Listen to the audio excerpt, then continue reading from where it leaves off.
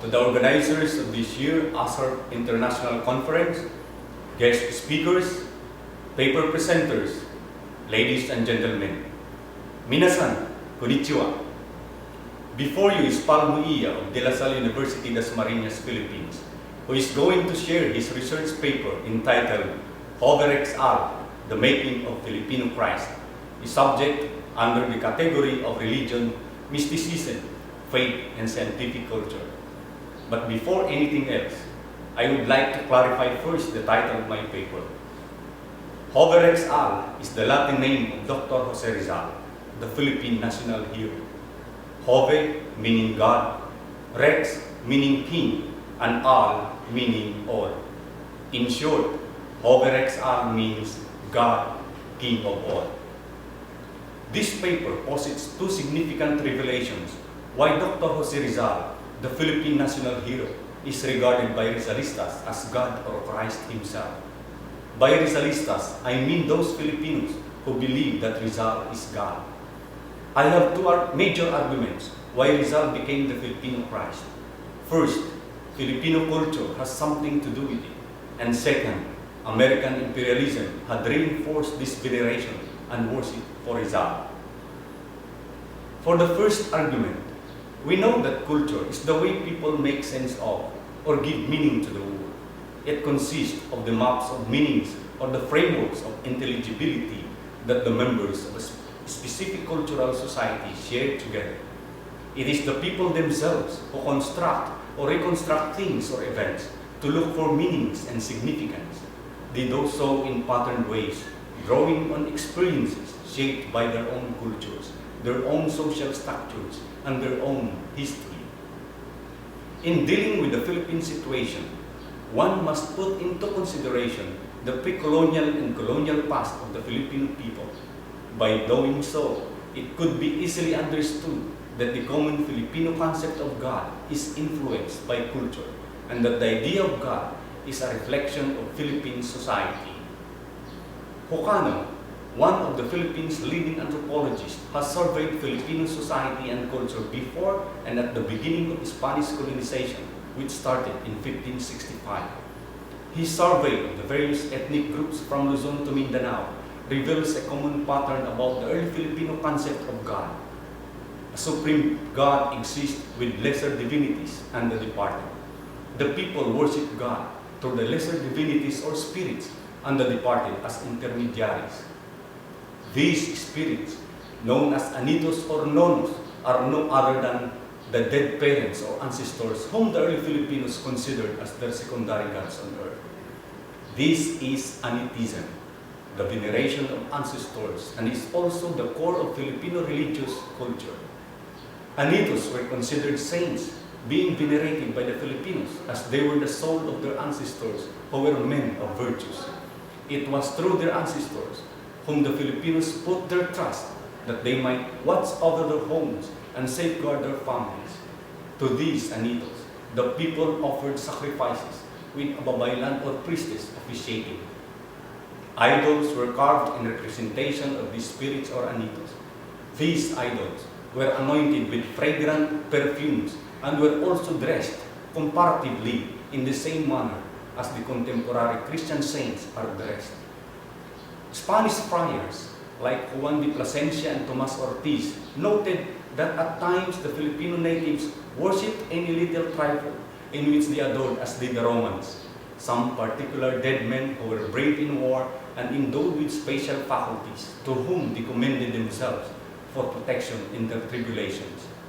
What is being referred here as dead men being worshipped are actually the bagani or the warriors who served as protectors of their barangays or communities, and that the early Filipinos considered as gods who would protect them in the time of trouble. Now, although the title Tagalog Christ was already given in 1907 by the Spanish writer and philosopher Miguel de Unamuno to Dr. Rizal, such title was not a monopoly by the Philippine national hero alone. Apolinario de la Cruz of Tayabas, Quezon, popularly known as Hermano Puli, was considered as a Tagalog Christ by his followers. Even Felipe Salvador of Bulacan, who organized a cofradia type of society called Santa Iglesia, was considered also by his followers as a Filipino Christ and as the King of the Philippines. Hilario Moncada of Balamban, Cebu, was considered a second Christ by the members of the sect he established. Even Ruben Ecleo, the founder of the Philippine Benevolent Missionaries Association, was believed by his followers to be the reincarnation of Christ. And as a matter of fact, prior to the organization of the Rizalista groups, such as the Iglesia Watawat ng Lahi in 1936, the Iglesia Filipina Independiente, or the Philippine Independent Church, which was established by Isabelo de los Reyes and Bishop Gregorio Aglipay in 1902, declared Rizal as a saint, and his death anniversary was celebrated in a manner similar to those of the Christian saints. The above informations reveal that there are various versions of Christ in these different Filipino indigenous religious groups, and they give us a clear idea that it is the people themselves who contextualize their beliefs. However, it is not my intent to discuss the common denominator, patterns, and the historical sequence of these religious groups, but to lay down what really is the Filipino idea of God and how is it influenced by his culture. There are three distinct religious traditions in the Philippines. First, Roman Catholicism. Second, American Protestantism. And third, Filipino Anitism. The first two traditions did not grow in the Philippines in their pure forms. In the process of taking root, they were indigenized. In numerous instances, the three religious traditions are blended into a new whole. This new blending is what Kovar, a Filipino anthropologist, would label as folk Christianity. Folk Christianity refers to a religious organization that is local in origin and maintaining itself as an indigenous unit. It draws its central doctrine from the mainspring of Christian teachings, oftentimes proselytizing based on biblical passages and moralized by Filipino parables and proverbs. It believes in atheism and lower creatures. It indulges in spiritism and faith healing. The Iglesia Watawat ng Lahi is one of the many indigenous religious organizations in the Philippines. Its central doctrine revolves around Dr. Jose Rizal. Rizal is considered to be the reincarnation of Jesus Christ and believed that he is God himself, taking on a human form, much like what Jesus Christ did 2,000 years ago. Reincarnation is interpreted to mean that Rizal and Jesus Christ led parallel lives. Both were conceived by the Virgin, were Asians, advocated the equality of all human beings, were born in a small country under a foreign rule, performed miracles, advocated the Golden Rule, healed people, were maligned and persecuted, and gave up their lives for the people.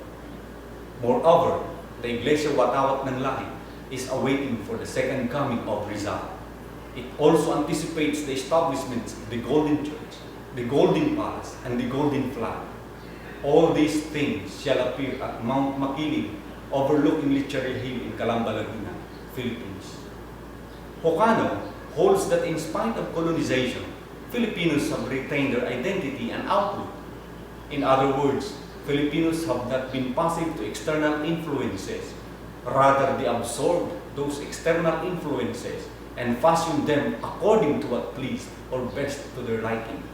Says Hocano, it cannot be denied that the Filipino borrowed cultural traits from other people whom he came in contact